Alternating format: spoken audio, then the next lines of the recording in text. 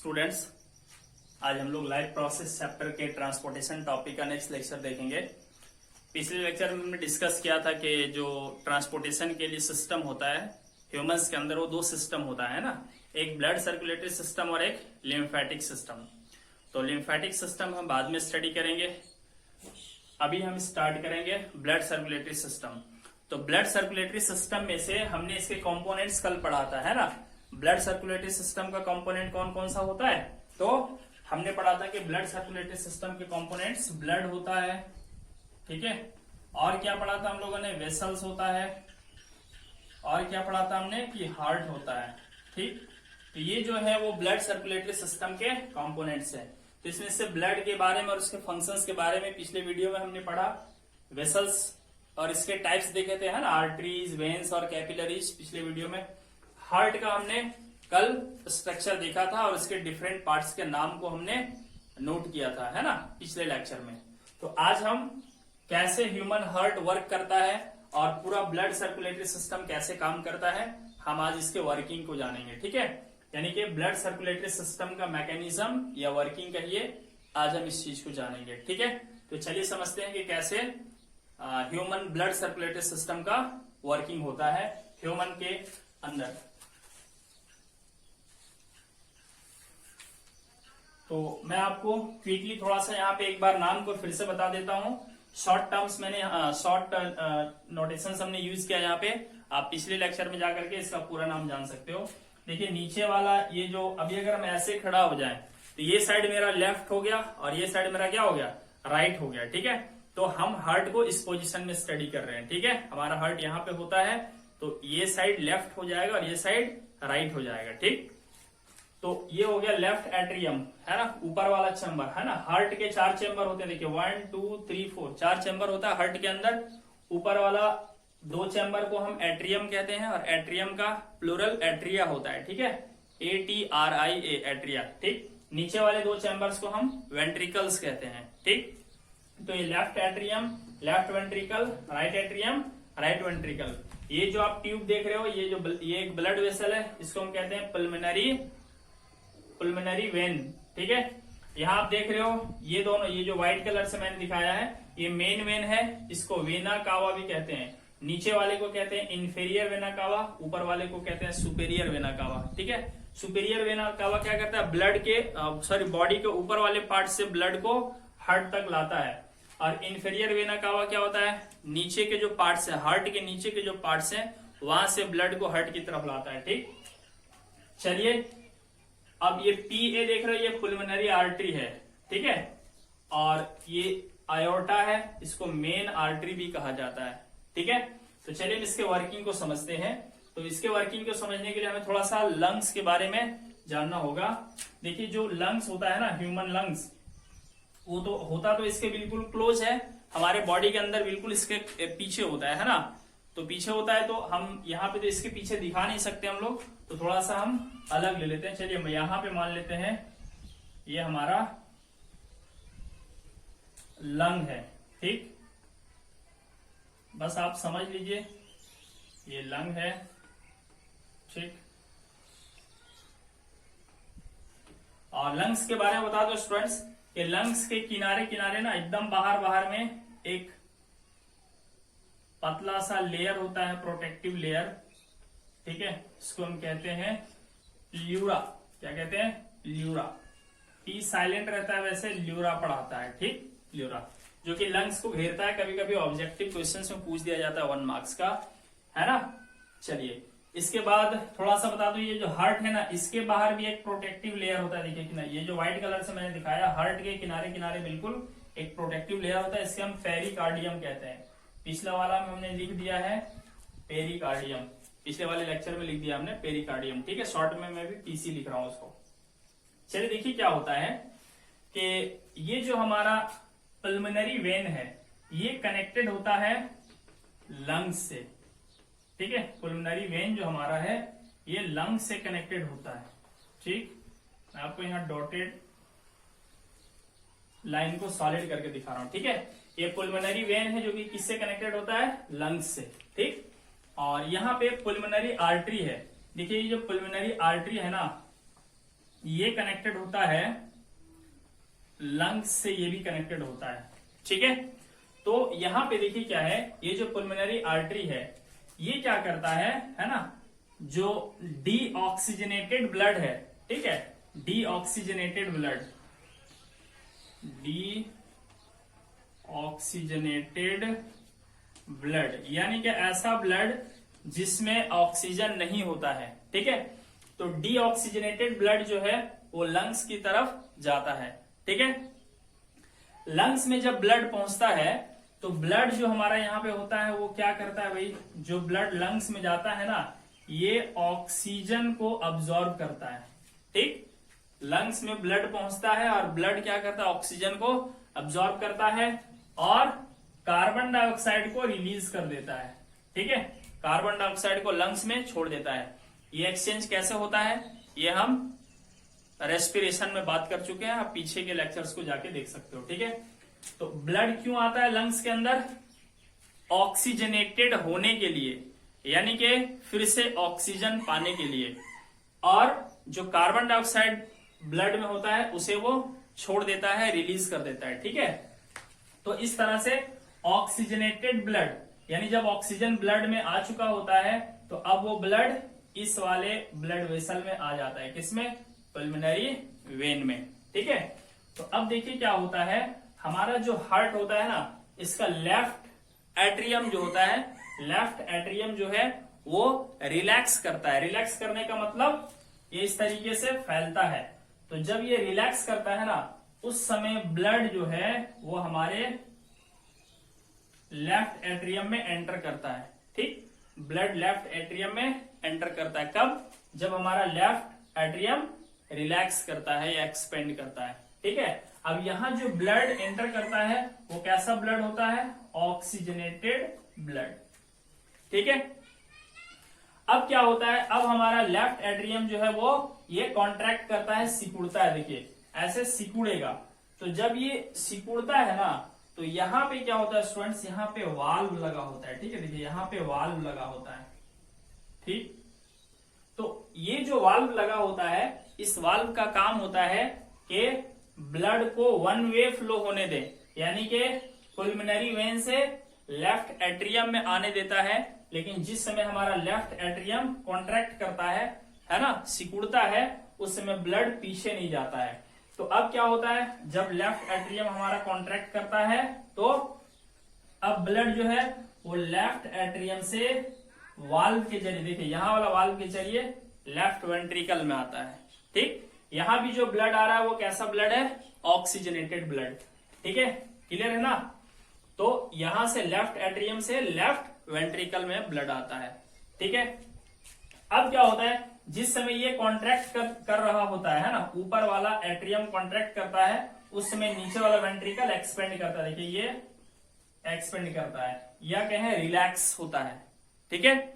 तो जब ये रिलैक्स होता है उस समय ब्लड जो है वो लेफ्ट एट्रियम से लेफ्ट वेंट्रिकल में आता है, ऑक्सीजनेटेड ब्लड।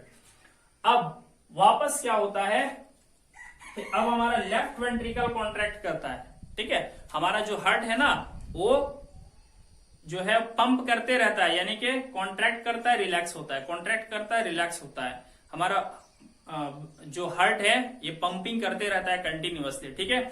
लेकिन ये रिदमिक कॉन्ट्रैक्शन और रिलैक्सेशन होता है। रिदमिक कहने का मतलब जिस समय ऊपर वाले दो कॉन्ट्रैक्ट होते हैं उस समय नीचे वाले दो चैम्बर रिलैक्स होते हैं, और जिस समय नीचे वाले दो चैम्बर कॉन्ट्रैक्ट होते हैं उस समय ऊपर वाले दो चैम्बर रिलैक्स होते हैं, ठीक। तो अब जब हमारा लेफ्ट वेंट्रिकल ऐसे कॉन्ट्रैक्ट करेगा तो देखिए यहाँ तो वाल्व लगा हुआ है, वाल्व जो है ब्लड को पीछे जाने नहीं देगा, और जब ये कॉन्ट्रैक्ट करेगा, दबेगा, तो जो ब्लड है यहाँ का है ना वो कहाँ जाएगा, देखिए इसके जरिए है ना, इस वाले वाल्व के जरिए। अब ये देखिए ये जो ब्लड वेसल है जिसको हम कहते हैं मेन आर्टरी या आयोर्टा, अब आयोर्टा के जरिए ऑक्सीजनेटेड ब्लड जो है ये पूरे बॉडी में चला जाता है, देखिए पूरे बॉडी के अंदर, ठीक। ये यहां से पूरे बॉडी के अंदर ऊपर भी जाता है, ठीक है, ऊपर भी जाता है, ठीक है। बाद में ये जो मेन आर्टरी है या आयोर्टा है ये बट जाता है अलग अलग ब्रांच में, ठीक। ये देखिए ऐसे मेन आर्टरी। ठीक है, अब इस तरह से देखिए एक ब्रांच यहाँ गया, यहाँ गया, अब यहां से भी ये बढ़ सकता है, एक ब्रांच उधर चला जाएगा। ठीक है, फिर इसी तरीके से बहुत सारे पार्ट्स में जो यहां से ब्लड निकलता है बहुत सारे पार्ट्स में बंट जाता है। ठीक है, अब क्या है, ऑक्सीजनेटेड ब्लड मेन आर्टरी यानी कि आयोटा के जरिए, है ना, कहां तक चला जाता है, बॉडी के डिफरेंट डिफरेंट ऑर्गन्स में। अब देखिए क्या होता है स्टूडेंट्स, जो ऑर्गन्स होता है उसके अंदर बहुत सारे सेल्स होते हैं। ठीक है, कल मैं थोड़ा सा बताया था आप लोगों को पिछले लेक्चर में। ठीक है, अब ये जो ऑक्सीजनेटेड ब्लड आ रहा है ना, मेन आर्टरी के जरिए, अब ये पतले पतले आर्टरीज में बढ़ जाता है और आर्टरीज अब और पतले पतले कैपिलरीज में डिवाइड हो जाता है ना। ये आर्टरी जो है एक कैपिलरी बनाया, फिर यहां से एक दूसरा कैपिलरी बनाएगा। ठीक है, ये वाला कैपिलरी इस सेल से कनेक्टेड हो जाएगा। ठीक, फिर क्या है, और भी पतले पतले ब्रांच बनेगा, एक यहां से कैपिलरी बनेगा। ठीक है, इस तरीके से। अब ये कैपिलरी फिर क्या होगा, यहां से भी ब्रांच बनेगा, देखिए, है ना, यहां से भी ब्रांच बनेगा, ये इस वाले सेल के लिए ब्लड लेके आएगा।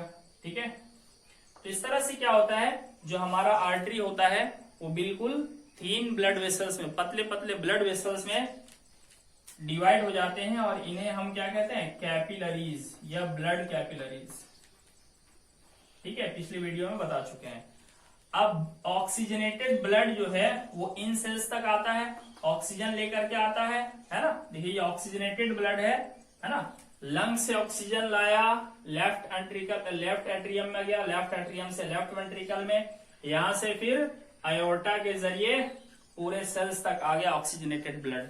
अब ऑक्सीजन जो है वो चला जाएगा किसमें, सेल में, इस वाला कैपिलरी से इस सेल में, इस वाला कैपिलरी से इस सेल में। ठीक, अब यहाँ पे सेल के अंदर क्या है, रेस्पिरेशन प्रोसेस होता है, यानी कि मेटाबॉलिक प्रोसेस होता है। और जो भी यहाँ पे वेस्ट मटेरियल बनता है, जैसे कार्बन डाइऑक्साइड बनेगा, यूरिया बनेगा, यूरिक एसिड बनेगा, ठीक है, या अदर वेस्ट मटेरियल, वो ये क्या करता है, ब्लड कैपिलरी में छोड़ देता है। अब वापस ये जितने ब्लड कैपिलरीज हैं, ये ब्लड कैपिलरीज आगे आकर के यूनाइट हो जाते हैं। देखिए इस तरह से ब्लड कैपिलरीज आगे आकर के यूनाइट हो जाते हैं ऐसे, और फिर से एक, अब जहां पे ब्लड कैपिलरीज डिवाइड होना शुरू होते हैं उसके वो साइड आर्टरी होता है। ठीक, और जहां पे ब्लड कैपिलरीज यूनाइट होते हैं उसके ये साइड वेन होता है। ठीक है, अब ये क्या है, वेन कहलाएगा। ठीक, और ये जो है क्या कहलाएगा, आर्टरी। ठीक है, अब देखिए क्या है कि यहां से जो ब्लड आ रहा है, ऑक्सीजन तो सेल के अंदर चला गया, भाई ऑक्सीजन तो सेल के अंदर चला गया, और कार्बन डाइऑक्साइड आ गया कहां पे, ब्लड में। तो अब जो ब्लड जो है इधर आ रहा है ये डीऑक्सीजनेटेड ब्लड है, डीऑक्सीजनेटेड ब्लड है यहाँ पे। ठीक है, इस तरह से बॉडी के बहुत सारे पार्ट्स में वेन्स बनता है। अब ये वेन्स जो है वो सब आकर के जुड़ जाता है कहाँ पे, देखिए वीना कावा में आके जुड़ जाता है। ठीक है, कोई दूसरा वेन आएगा, ये सुपीरियर वेना कावा से भी जुड़ेगा। अब क्या है, यहाँ पे डीऑक्सीजनेटेड ब्लड एंटर करता है कहाँ पे, राइट एट्रियम में। अब राइट एट्रियम हमारा क्या करता है, रिलैक्स करता है। जिसमें हमारा राइट एट्रियम रिलैक्स करता है उस समय ब्लड जो है वेना कावा से एंटर करता है कहाँ पे, राइट एट्रियम में। अब क्या राइट एट्रियम फिर से कॉन्ट्रैक्ट करेगा, तो देखिए यहां पर भी वाल्व लगा होता है। अब ये वाल्व क्या करता है, ब्लड को सिर्फ वेना कावा से राइट एट्रियम में आने देता है, यहां से वापस पीछे नहीं जाने देगा, है ना, बैकवर्ड फ्लो को रोकता है वाल्व। फिर जिस समय ये अब कॉन्ट्रैक्ट करेगा हमारा राइट एट्रियम, तो जब राइट एट्रियम कॉन्ट्रैक्ट करेगा तो अब जो है वो ब्लड कहाँ आएगा, अब आएगा वो राइट वेंट्रिकल में आएगा ब्लड, इस वाले वाल्व के जरिए। अब फिर क्या है, जिस समय ये रिलैक्स होगा उसमें ब्लड एट्रियम से वेंट्रिकल में आएगा। अब हमारा वेंट्रिकल कॉन्ट्रैक्ट करेगा, तो जब हमारा वेंट्रिकल कॉन्ट्रैक्ट करेगा तो ये वाल्व ब्लड को पीछे तो नहीं जाने देगा, है ना। अब ये ब्लड जो है इस वाले वाल्व के जरिए, देखिए इस ब्लड वेसल में जाएगा ऐसे ऐसे, जो कि हमारा पुल्मोनरी आर्टरी है। तो ये जो पुल्मोनरी आर्टरी है ये डीऑक्सीजनेटेड ब्लड को लेके वापस कहाँ चला जाएगा, लंग्स में चला जाएगा। अब यहाँ पे डीऑक्सीजनेटेड ब्लड जब आएगा तो ब्लड क्या करेगा, कार्बन डाइऑक्साइड जो है लंग्स में छोड़ देगा, लंग्स में से वापस ऑक्सीजन लेगा, ऑक्सीजनेटेड ब्लड लेकर के फिर वो पल्मोनरी वेन के जरिए फिर आ जाएगा लेफ्ट एट्रियम में, फिर यहां से ब्लड जो आएगा लेफ्ट वेंट्रिकल में, फिर लेफ्ट वेंट्रिकल कॉन्ट्रैक्ट करेगा तो ब्लड आएगा किसमें, आयोर्टा में, आयोर्टा से फिर आर्टरीज के जरिए हमारे पूरे बॉडी के हर ऑर्गन और हर सेल तक ऑक्सीजनेटेड ब्लड पहुंचेगा।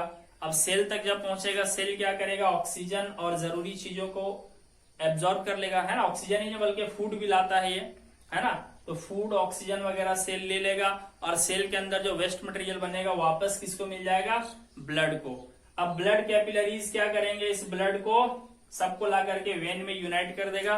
अब वेन में डीऑक्सीजनेटेड ब्लड हो गया, क्योंकि ऑक्सीजन तो सारा सेल ने यूज कर लिया और वेस्ट मटेरियल छोड़ दिया इसमें।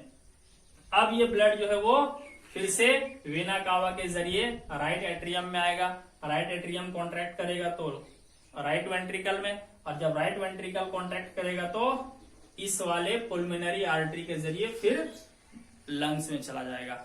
इस तरह से ब्लड का सर्कुलेशन हमारे बॉडी में दिन भर कंटिन्यूअसली होता रहता है। इवन जब हम सो चुके होते हैं तब भी हमारा हार्ट क्या करते रहता है, पंप करते रहता है। ठीक है, अब यहाँ पे 2-3 ध्यान देने वाली बातें हैं और ऑब्जेक्टिव टाइप क्वेश्चंस पूछा जाता है। सभी आर्टरी, देखिए जितना भी आर्टरी है ना, सब में ऑक्सीजनेटेड ब्लड फ्लो होता है, सिर्फ एक को छोड़ करके, वो है पल्मोनरी आर्टरी। ठीक है, पल्मोनरी आर्टरी जो होता है वो उसमें सिर्फ डीऑक्सीजनेटेड ब्लड होता है।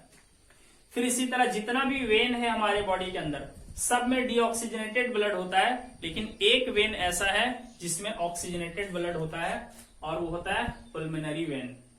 ठीक है, पुल्मोनरी वेन ऐसा वेन है जिसमें ऑक्सीजनेटेड ब्लड होता है, इसके अलावा सभी वेन्स में डीऑक्सीजनेटेड ब्लड होता है। और पुल्मोनरी आर्टरी एक ऐसा आर्टरी है जिसमें डीऑक्सीजनेटेड ब्लड होता है, उसके अलावा सभी आर्टरीज में क्या होता है, ऑक्सीजनेटेड ब्लड होता है। ठीक है, तो इस तरीके से ब्लड का सर्कुलेशन ह्यूमन के बॉडी में होता है और मटेरियल का ट्रांसपोर्टेशन होता है ना। मेनली हम पढ़ क्या रहे हैं यहाँ पे, ट्रांसपोर्टेशन, मटेरियल का एक जगह से दूसरे जगह तक ले जाने का काम होता है। ठीक, चलिए अब हम यहाँ पे कुछ और इंपॉर्टेंट पॉइंट्स डिस्कस करेंगे। ठीक है, देखिए सबसे इंपॉर्टेंट पॉइंट जो हम यहाँ पे डिस्कस करेंगे, है ना, वो है question what is double circulation. कई बार पूछा जाता है what is double circulation.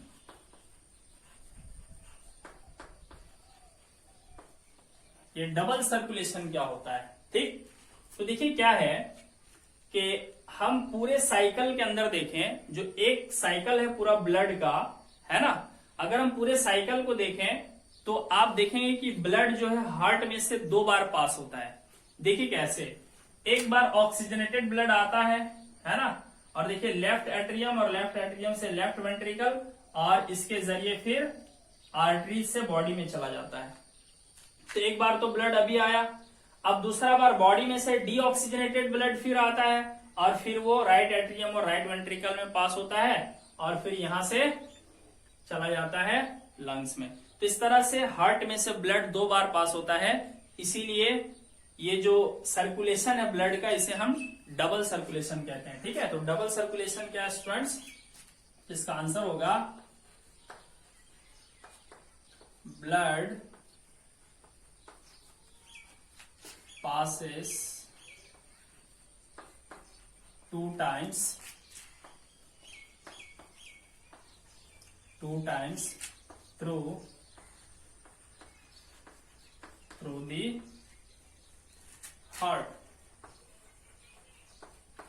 the heart in one complete cycle. एक पूरे साइकिल में ब्लड जो है वो हार्ट से 2 बार पास होता है। ठीक है, दिस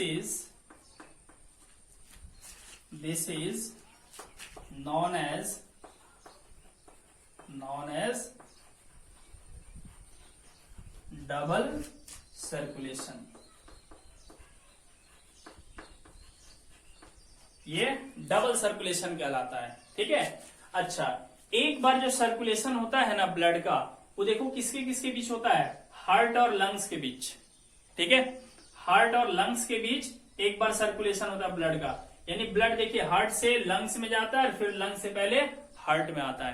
ठीक है, तो जब ब्लड हार्ट से लंग्स में जाता है और लंग्स से वापस हार्ट में आता है, इसको हम कहते हैं पल्मोनरी सर्कुलेशन। ठीक है, तो पल्मोनरी सर्कुलेशन क्या होता है देखिए, तो यहां लिखेंगे once the blood once the circulation of blood takes place between heart and lungs, ठीक है, known as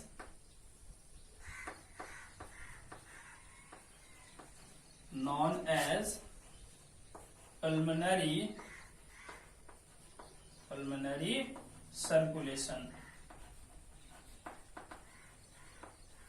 ठीक है, एक बार क्या होता है कि ब्लड जो है हार्ट और लंग्स के बीच सर्कुलेट करता है, और ये प्रोसेस होता है डीऑक्सीजनेटेड ब्लड का ऑक्सीजनेटेड होने के लिए, यानी कि ब्लड में से कार्बन डाइऑक्साइड हटने के लिए और उसमें ऑक्सीजन आने के लिए। ठीक है।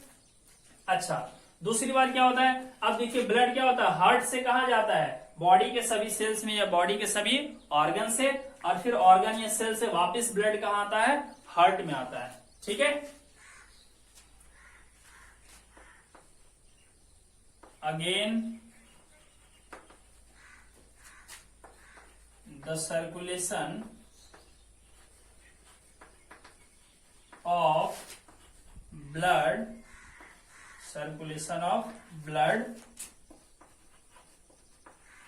takes place between heart and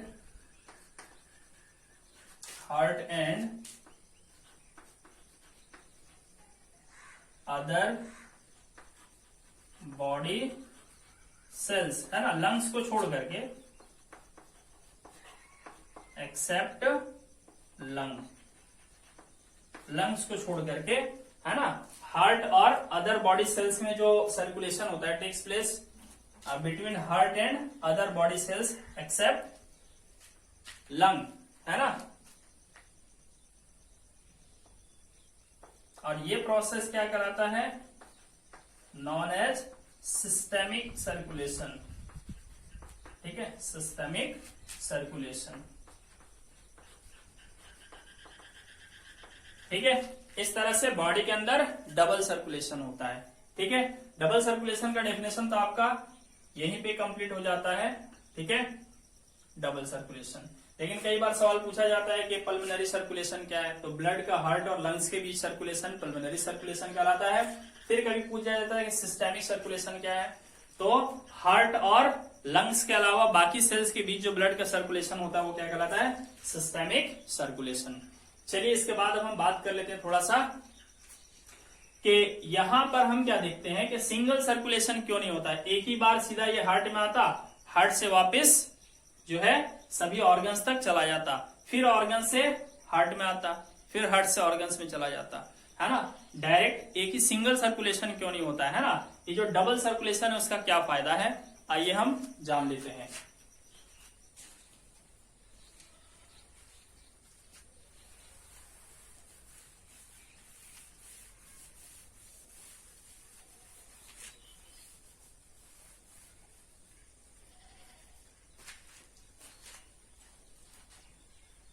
देखिए स्टूडेंट्स, ये जो डबल सर्कुलेशन होता है ना, वो हायर लेवल के ऑर्गेनिजम्स में होते हैं। ठीक है, तो हायर लेवल के ऑर्गेनिजम्स में क्यों होते हैं, क्योंकि हायर लेवल के ऑर्गेनिजम्स को ज्यादा एनर्जी की जरूरत होती है। ठीक है, जितना भी बर्ड्स है और जितना भी ममल्स है, ठीक है, उनमें डबल सर्कुलेशन होता है, ठीक है। और डबल सर्कुलेशन से क्या होता है कि जो ऑक्सीजनेटेड ब्लड है वो डीऑक्सीजनेटेड ब्लड से मिक्स नहीं होता है, ठीक है। तो क्वेश्चन है कि व्हाट आर द एडवांटेजेस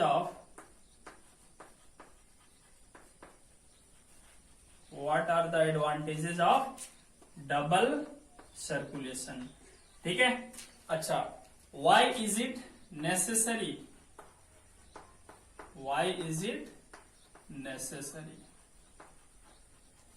ये जरूरी भी क्यों होता है, ठीक।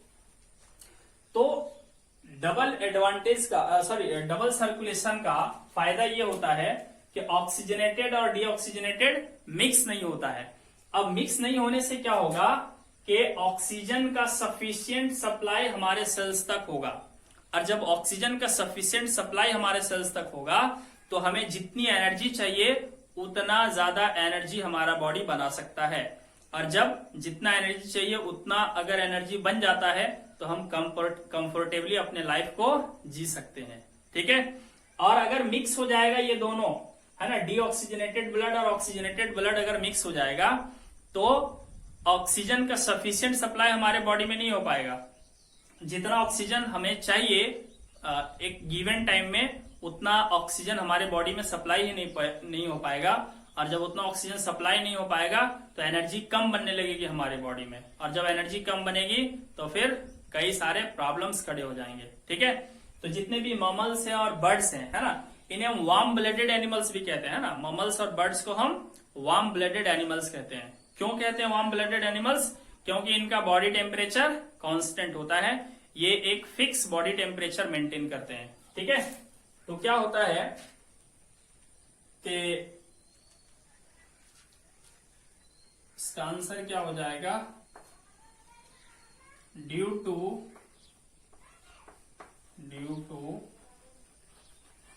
Double circulation,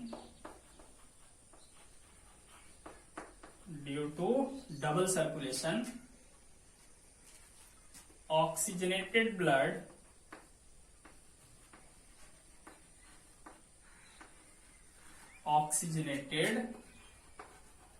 blood does not mix with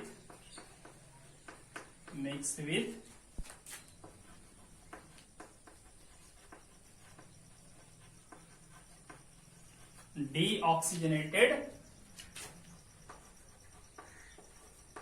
blood, ठीक है।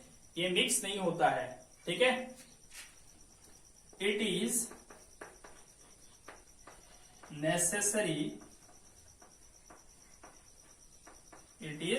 नेसेसरी यानी कि मिक्सिंग को रोकना जरूरी इसलिए है। It is necessary to supply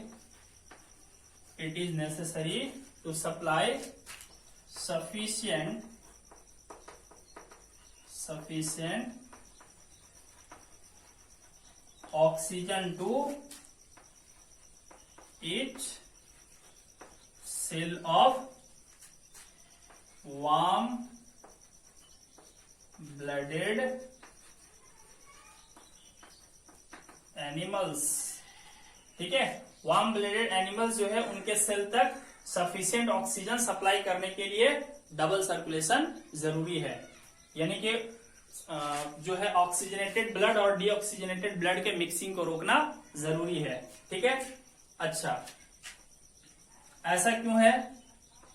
तो as warm blooded animals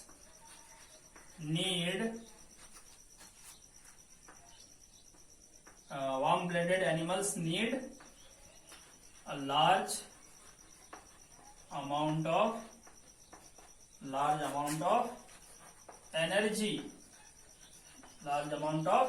energy to maintain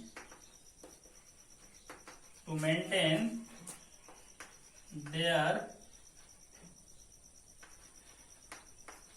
body temperature, ठीक है, बॉडी टेम्परेचर को मेंटेन करने के लिए, ठीक है, एंड कंप्लीट या परफॉर्म अदर एक्टिविटीज। ठीक है भाई, बॉडी टेम्परेचर को मेंटेन करने के लिए या अदर एक्टिविटीज करने के लिए उसे बहुत ज्यादा एनर्जी चाहिए होता है। ठीक है, वार्म ब्लडेड एनिमल्स को, वार्म ब्लडेड एनिमल्स मतलब कौन कौन हो गया, है ना, ममल्स और बर्ड्स हो गया। ठीक है, हम लोग भी ममल्स में आ जाते हैं। ठीक है, एलिफेंट भी ममल्स में आ जाता है। ममल्स यानी कि जिनमें मेमोरी ग्लैंड्स होता है, यानी कि जो अपने बच्चे के लिए दूध तैयार कर सकता है, उसे हम ममल्स कहते हैं। ठीक, चलिए, तो ये तो हो गया स्टूडेंट्स के एडवांटेज क्या होता है डबल सर्कुलेशन का। तो मिक्सिंग नहीं होता है ऑक्सीजनेटेड और डीऑक्सीजनेटेड का। ऐसा जरूरी क्यों होता है, क्योंकि ऐसा जरूरी इसलिए हो जाता है क्योंकि ऑक्सीजन जो है वो सफिशिएंट अमाउंट में पूरे बॉडी तक पहुंच जाता है, और जब सफिशिएंट अमाउंट में ऑक्सीजन पहुंचेगा तो एनर्जी मिलती है। ठीक है, चलिए अब हम थोड़ा सा जान लेते हैं हार्ट बीट क्या होता है। ठीक,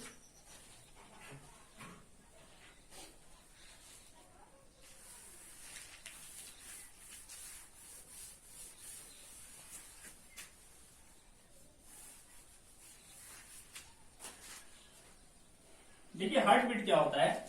ये जो हमारा लेफ्ट एट्रियम और राइट एट्रियम है ना, ये सेम टाइम पे दोनों क्या करते हैं, कॉन्ट्रैक्ट करते हैं, और जिस समय ये कॉन्ट्रैक्ट करते हैं उस समय लेफ्ट वेंट्रिकल और राइट वेंट्रिकल क्या करता है, ये रिलैक्स होता है।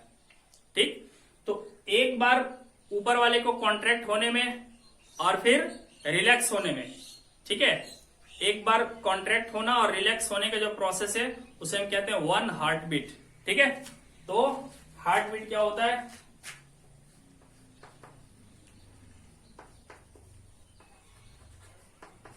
हार्ट बीट क्या होता है, तो contraction and relaxation of heart is known as heartbeat। थोड़ा सा हम इसको अगर ज्यादा बेहतर लिखना चाहें तो क्या हो जाएगा, वन कंप्लीट, है ना, one complete contraction and relaxation of heart is known as one heart beat. ठीक, एक बार कॉन्ट्रैक्ट होना और वापस रिलैक्स होना, ये कहलाता है वन हार्ट बीट। ठीक है, और पता है ह्यूमंस का जो हार्ट बीट का जो रेट है वो कितना है, 70 से 72 टाइम्स। ठीक है, एक मिनट में, तो एक मिनट में कितना बार ये कॉन्ट्रैक्ट और रिलैक्स करेगा, 70 या 72 टाइम्स। ठीक है, तो क्या हो जाएगा, रेट ऑफ हार्ट बीट। तो रेट ऑफ हार्ट बीट जो होता है ये होता है 70 to 72 टाइम्स पर मिनट। ठीक, एक मिनट में 70 से 72 बार। कब, जब हम कोई नॉर्मल काम कर रहे हो, जैसे बैठे हुए हो, सो रहे हो, ठीक है, म्यूजिक सुन रहे हो, ठीक है, या फिर सीधा सीधा चल रहे हो तो 70 से 72 टाइम्स। बट अगर आप कोई फिजिकल एक्सरसाइज कर रहे हो या कोई ऐसा काम करो जिसमें बहुत ज्यादा एनर्जी चाहिए, जैसे दौड़ रहे हो, ठीक है, या कोई हार्ड वर्क कर रहे हो, तब आपका ये जो रेट ऑफ हार्ट बीट है ना, ये बढ़ जाता है। ठीक है, जैसे आप अचानक बहुत लंबी दौड़ लगाओ और ऐसे हार्ट को टच करके देखो, तो देखो इसका जो हार्ट बीट है ना वो बढ़ जाता है। ठीक है, इवन ये 100 टाइम्स क्रॉस कर जाता है, एक मिनट में 100 से ज्यादा बार ये आपका बीट करेगा हार्ट। ठीक है, चलिए, तो हार्ट बीट क्या होता है भाई, कॉन्ट्रैक्ट करना, one complete contraction and relaxation को हम वन हार्ट बीट कहते हैं। ठीक, चलिए अब देखते हैं हम थोड़ा सा ब्लड प्रेशर।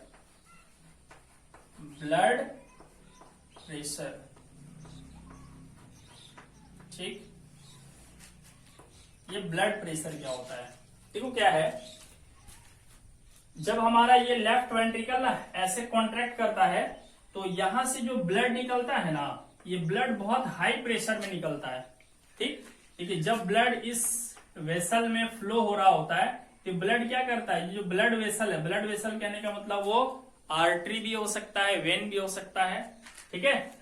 तो ब्लड जो है ना, ये जो वाल में ना एक प्रेशर लगाता है ना, जिस पाइप के जरिए ब्लड फ्लो होता है उस पाइप के वाल में वो एक प्रेशर लगाता है जिसको हम क्या कहते हैं, ब्लड प्रेशर। तो ब्लड प्रेशर क्या होता है, the pressure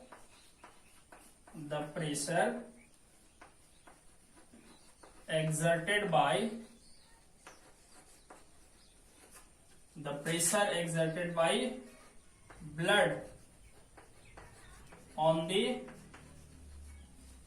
wall of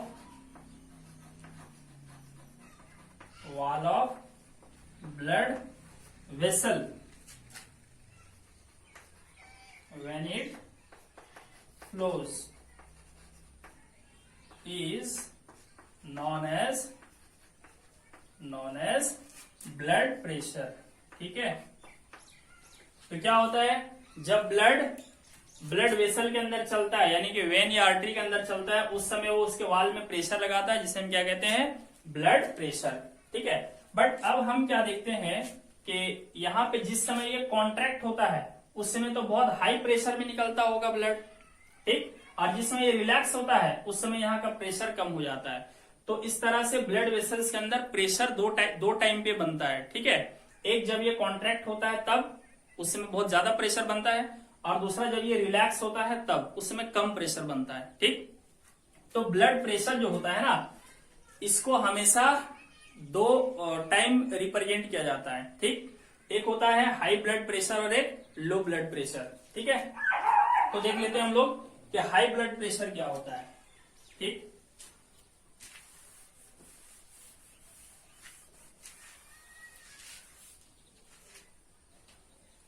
high blood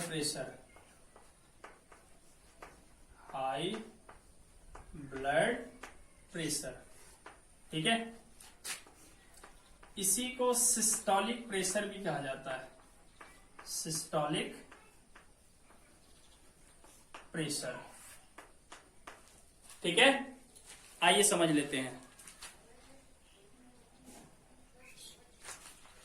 तो देखिए सिस्टोलिक प्रेशर क्या होता है, जिस समय हमारा वेंट्रिकल्स कॉन्ट्रैक्ट करता है, देखिए राइट वेंट्रिकल और लेफ्ट वेंट्रिकल, वेंट्रिकल कॉन्ट्रैक्ट करेगा उस समय यहां से ब्लड देखिए छोड़ेगा और जाएगा किसमें, अयोर्टा में, और यहां वाला ब्लड जो निकलेगा तो हाई प्रेशर से वो जाएगा किसमें, पल्मोनरी आर्टरी में, ठीक। तो जिस समय ये कॉन्ट्रैक्ट करता है उस समय जो मैक्सिमम प्रेशर लगता है उसे हम कहते हैं सिस्टोलिक प्रेशर। तो क्या हो जाएगा, the maximum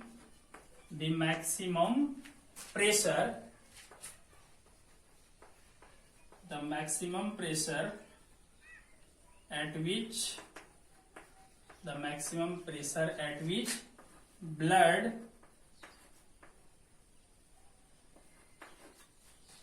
exerts when it leaves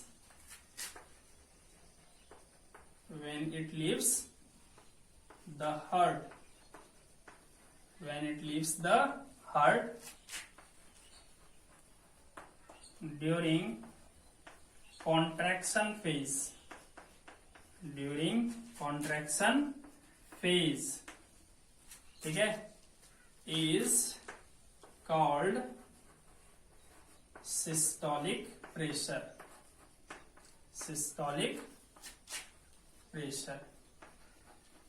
ठीक है।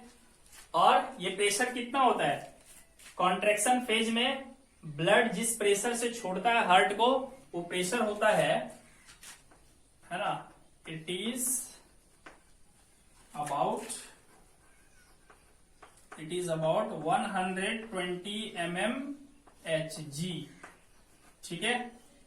ये पर Hg नहीं लिखा जाता, 120 mmHg लिखा जाता है, ठीक। अब ये क्या होता है 120 mmHg, थोड़ा वेट कीजिए मैं बताता हूं, ठीक है। चलिए नेक्स्ट अब हम लोग देख लेते हैं, जब वेंट्रिकल रिलैक्स होता है उस समय भी ब्लड इसमें फ्लो होता है लेकिन कम प्रेशर पे, उसको हम कहते हैं लो ब्लड प्रेशर या फिर लो ब्लड प्रेशर या उसी का एक और नाम है डायस्टोलिक प्रेशर। डायस्टोलिक प्रेशर, ठीक है स्टूडेंट्स। अब high blood pressure, actually blood pressure ज्यादा होता है सिस्टोलिक प्रेशर इसलिए हम कहते हैं, बट हाई ब्लड प्रेशर का एक अलग ही मीनिंग होता है, ठीक है। तो बेहतर ये होगा कि इसे हाई ब्लड प्रेशर ना कह करके सिस्टोलिक प्रेशर ही केवल कहिए, और इसी तरह लो ब्लड प्रेशर ना कह करके इसे डायस्टोलिक प्रेशर ही कहिए, ठीक है। ये ज्यादा बेटर होता है ऐसा कहना, ठीक है। वैसे लो ब्लड प्रेशर को इसे हम कह सकते हैं क्योंकि इसमें ब्लड प्रेशर कम होता है, और यहाँ पे हाई ब्लड प्रेशर होता है इसलिए हम HBP से इसे रिप्रेजेंट कर सकते हैं। बट क्या है कि थोड़ा वो कंफ्यूजन पैदा करता है ना, चूंकि हाई ब्लड प्रेशर और लो ब्लड प्रेशर जो है ये नॉर्मल ब्लड प्रेशर से जब कम या ज्यादा ब्लड प्रेशर होता है तब लिखा जाता है उसको, ठीक है। तो चलिए हम डायस्टोलिक प्रेशर क्या होता है, तो क्या होता है द मिनिमम, ठीक है, द मिनिमम, ये मिनिमम है आप लिख लीजिएगा, the minimum pressure at which the minimum pressure at which blood exerts, थोड़ा एट वर्ड सुटेबल नहीं हो रहा है यहाँ पे, एट हटा दो, ठीक है।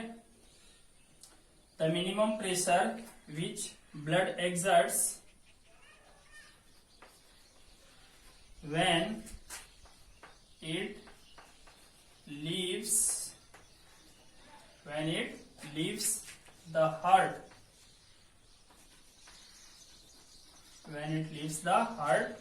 during relaxation phase,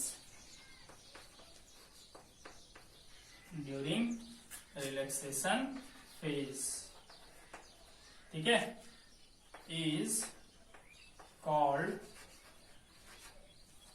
डायस्टोलिक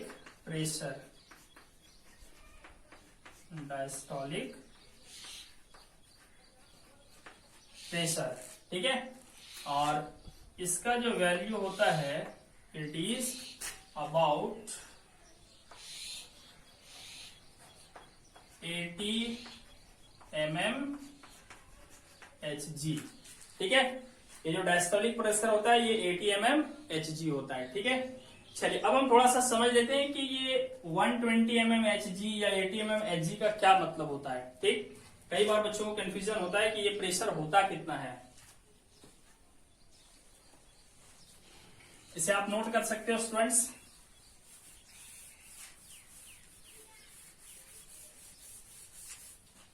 देखिए क्या है 120 mmHg का क्या मतलब है कि हम क्या करेंगे, एक ट्यूब लेंगे, ठीक है, और इस ट्यूब का जो हाइट है वो हम रखेंगे 120 mm, या इसी को कहें तो 12 सेंटीमीटर, ठीक है। 12 सेंटीमीटर का हम क्या करेंगे, एक ट्यूब लेंगे इतना हाइट का, ठीक।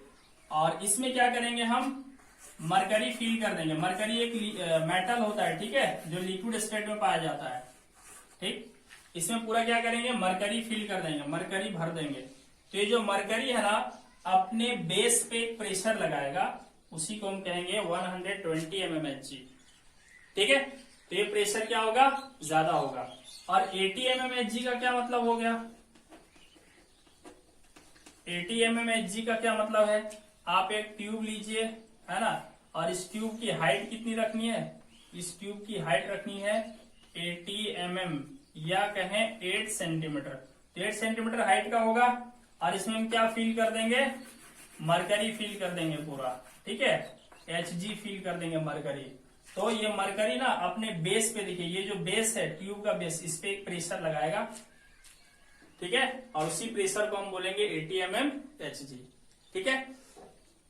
प्रेशर के बारे में आप फिजिक्स में पढ़ोगे डिटेल से, फिलहाल आप इतना जानिए कि mmHg क्यों लिखा जाता है, ठीक है। चलिए नेक्स्ट, अब हम देखेंगे कि अलग अलग ऑर्गेनिजम्स में, है ना, ये जो सर्कुलेशन होता है, ब्लड सर्कुलेशन, वो किस तरीके से होता है, और ह्यूमंस में और अदर ऑर्गेनिजम्स में डिफरेंसेस क्या होता है। ठीक है, तो चलिए देख लेते हैं।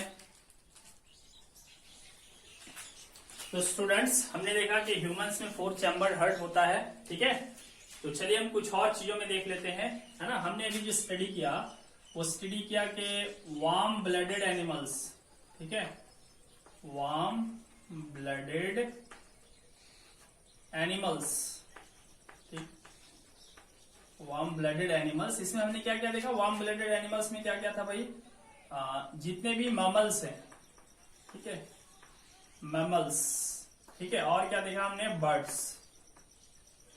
बर्ड्स, ठीक है, मैमल्स, इंसान भी हो गए, गाय भैंस बकरी कुत्ता बिल्ली, जितना है सब मैमल्स है। ठीक है, और बर्ड्स है, ठीक है, जितना भी बर्ड्स है ये सब वार्म ब्लडेड एनिमल्स है। और इनका जो हार्ट होता है ना, इनका जो हार्ट होता है वो 4 चैम्बर्ड होता है।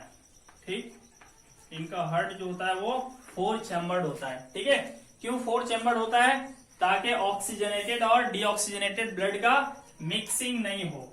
ठीक है, मिक्सिंग नहीं होना चाहिए। ठीक है, मिक्सिंग नहीं होना चाहिए। किसका मिक्सिंग नहीं होना चाहिए, ऑक्सीजनेटेड ब्लड और डीऑक्सीजनेटेड ब्लड। ठीक है, oxygenated blood and deoxygenated blood, ऐसा किस लिए, ताकि सफिशिएंट ऑक्सीजन का सप्लाई हो। ठीक, अच्छा, अब इसके अलावा दूसरा एनिमल, जिससे कॉल्ड ब्लडेड एनिमल ले लें हम लोग, कॉल्ड ब्लडेड एनिमल्स। ठीक, कॉल्ड ब्लडेड एनिमल्स किसको कहते हैं, जिसका टेम्परेचर, जिसका बॉडी का टेम्परेचर उसके हैबिटेट पे डिपेंड करता हो। जैसे फ्रॉग की बात करें, वो पानी के अंदर चला जाएगा ना, तो फ्रॉग का बॉडी टेम्परेचर उतना ही हो जाएगा जितना वाटर का टेम्परेचर होता है ना। जब वो एयर में आ जाएगा फ्रॉग, ठीक है, तो जब वो एयर में आ जाएगा तो क्या होगा, एयर का जितना टेम्परेचर उसका बॉडी टेम्परेचर उतना ही हो जाएगा। ठीक, तो कोल्ड ब्लडेड एनिमल्स उन एनिमल्स को कहते हैं जिसका बॉडी टेम्परेचर डिपेंड करता है उसके इन्वायरमेंट पे। ठीक है, जबकि वार्म ब्लडेड एनिमल, जैसे हम लोग की बात करें तो हमारा बॉडी टेम्परेचर इन्वायरमेंट पे डिपेंड नहीं करता भाई, है ना। जब बहुत ज्यादा ठंड लगने लगती है तो हम क्या करते हैं, कंबल चादर ओढ़ लेते हैं और अपना बॉडी टेम्परेचर 36.9 मेंटेन करते हैं, 36.9 डिग्री सेल्सियस। इसको अप्रोक्सीमेटली 37 डिग्री सेल्सियस भी कहते हैं। इतना ही मेंटेन करते हैं हम लोग। या बहुत ज्यादा गर्मी लगे ना तो फैन ऑन कर लेते हैं, एसी कूलर ऑन कर लेते हैं और टेम्परेचर घटा के फिर से इतने ही मेंटेन करते हैं, तो हम लोग वार्म ब्लडेड हो गए। ठीक है, और कोल्ड ब्लडेड क्या करता है, उससे फर्क नहीं पड़ता है कि उसका इन्वायरमेंट का टेम्परेचर क्या है। ठीक, तो इसमें आ जाता है आपका एम्फीबियंस। ठीक है, एम्फीबियंस पता है आपको, जो कि लैंड में भी रह सकता है और वाटर में भी रह सकता है। ठीक है, एम्फीबियंस हो गया, उसके बाद रेप्टाइल्स हो गया। ठीक, रेप्टाइल्स जो जमीन में जो है घसीट के चलता हो, ठीक है, फ्रिक्शन के साथ चलता हो, जो फ्रिक्शन के साथ तो वैसे हम लोग भी चलते हैं, ठीक है, मतलब जो रेंग कर चलता हो, ठीक है, रेप्टाइल्स। तो एम्फीबियंस जैसे कि आपका हो गया फ्रॉग, ठीक है, कुछ स्नेक्स, सारा नहीं बट कुछ स्नेक्स, ठीक है, और रेप्टाइल्स में भी आपका क्या, लिजार्ड्स वगैरह आ गया। ठीक, तो ये जो होता है ना, इनका हार्ट जो होता है वो 3 चैम्बर्ड होता है, 3 चैम्बर्ड, यानी इसके हार्ट में ना 3 ही चैम्बर होता है। ह्यूमन वाला हार्ट जो होता है ना उसमें 4 चैम्बर होता है, ऊपर वाला 2 एट्रिया और नीचे वाला 2 वेंट्रिकल्स। और इनका जो होता है ना वो 3 चैम्बर्ड होता है, देखिए ऐसे, ये ऊपर 2 चैम्बर नीचे 1 चैम्बर। तो इनमें क्या होता है कि ऑक्सीजनेटेड और ब्लड डीऑक्सीजनेटेड ब्लड का ना, तो थोड़ा सा है ना, थोड़ा सा मिक्सिंग अलाउड है, थोड़ा सा मिक्सिंग हो जाता है, पूरा तो नहीं लेकिन थोड़ा सा मिक्सिंग हो जाता है। ठीक है, मिक्सिंग टू सम एक्सटेंट, कुछ हद तक मिक्सिंग हो जाता है इसमें ब्लड का। ठीक है, और इन्हें बहुत ज्यादा एनर्जी नहीं चाहिए, है ना, इसलिए इन्हें नहीं चाहिए कि इन्हें अपना बॉडी का टेम्परेचर मेंटेन थोड़ी करना है, इसे अपना बॉडी हमेशा हॉट थोड़ी रखना है ना। ये जहां चले जाएंगे, पानी में चले जाएंगे तो उतना ही टेम्परेचर इसको रखना है, इसको अपना टेम्परेचर ना घटाना है ना बढ़ाना है ना। ये जहां जाएंगे वैसे ही इसका टेम्परेचर हो जाएगा बॉडी का। तो चूंकि इसे बॉडी टेम्परेचर मेंटेन करना नहीं रहता है, जिसे बहुत कम एनर्जी चाहिए, सिर्फ चलने फिरने उछलने कूदने की एनर्जी चाहिए, बॉडी का टेम्परेचर मेंटेन करने के लिए एनर्जी नहीं चाहिए। इसलिए इसमें थोड़ा बहुत अगर मिक्स भी हो जाए ऑक्सीजनेटेड ब्लड और डीऑक्सीजनेटेड ब्लड तो काम चल जाता है इनका, ठीक है। अच्छा, उसके बाद आपका थोड़ा सा फिश की बात करते हैं, ठीक। फिश, तो फिश का क्या होता है ना, इसका 2 ही चैम्बर वाला हार्ट होता है, 2 चैम्बर वाला हार्ट होता है, ठीक, बस 2 ही चैम्बर, ठीक है। तो इसमें क्या होता है कि ऑक्सीजनेटेड ब्लड और डीऑक्सीजनेटेड ब्लड फुल मिक्स हो जाता है, ठीक है, पूरा मिक्स हो जाता है, ठीक है। यहाँ पे ऑक्सीजनेटेड और डीऑक्सीजनेटेड अलग अलग नहीं रह पाता है, क्योंकि 2 ही चैम्बर होता है, 2 चैम्बर में सेपरेट नहीं कर सकते हम लोग ऑक्सीजनेटेड ब्लड और डीऑक्सीजनेटेड ब्लड को, ठीक है। तो और फिश को तो बहुत कम एनर्जी चाहिए होता है, ठीक है, इसी वजह से इसमें 2 ही चैम्बर होता है और फुल मिक्सिंग हो जाता है ऑक्सीजनेटेड ब्लड का और डीऑक्सीजनेटेड ब्लड का। अच्छा, जिसका 2 ही चैम्बर है ना, उसमें डबल सर्कुलेशन नहीं हो सकता, तो फिश में सिंगल सर्कुलेशन होता है, सिंगल सर्कुलेशन। सिंगल सर्कुलेशन का मतलब बच्चों, ब्लड जो है हार्ट से सीधा बॉडी में, बॉडी से सीधा हार्ट में, कोई लंग्स वंग्स का जरूरत नहीं होता है इसको, ठीक है। अच्छा, 3 चैम्बर वाला में क्या होता है, इसमें डबल सर्कुलेशन होता है, ठीक है, डबल सर्कुलेशन होता है, ठीक है, लंग्स से हार्ट में, फिर हार्ट से बॉडी में, फिर बॉडी से लंग्स में, फिर लंग्स से हार्ट में, इस तरीके से यहाँ पे क्या होता है, डबल सर्कुलेशन होता है, लेकिन यहाँ मिक्स थोड़ा सा हो जाता है ब्लड। और 4 चैम्बर वाला में क्या है, यहाँ भी डबल सर्कुलेशन होगा, लेकिन कभी भी यहाँ मिक्सिंग नहीं हो सकता, क्योंकि लेफ्ट वाला 2 चैम्बर का ब्लड राइट वाले 2 चैम्बर में आ ही नहीं सकता, ठीक। तो ये था अदर एनिमल्स में सर्कुलेशन कैसे होता है, ठीक है स्टूडेंट्स।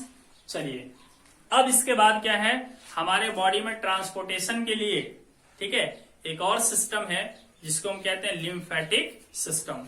तो हम लिम्फेटिक सिस्टम के बारे में पढ़ेंगे अगले लेक्चर में, तब तक के लिए देखते रहिए और सीखते रहिए।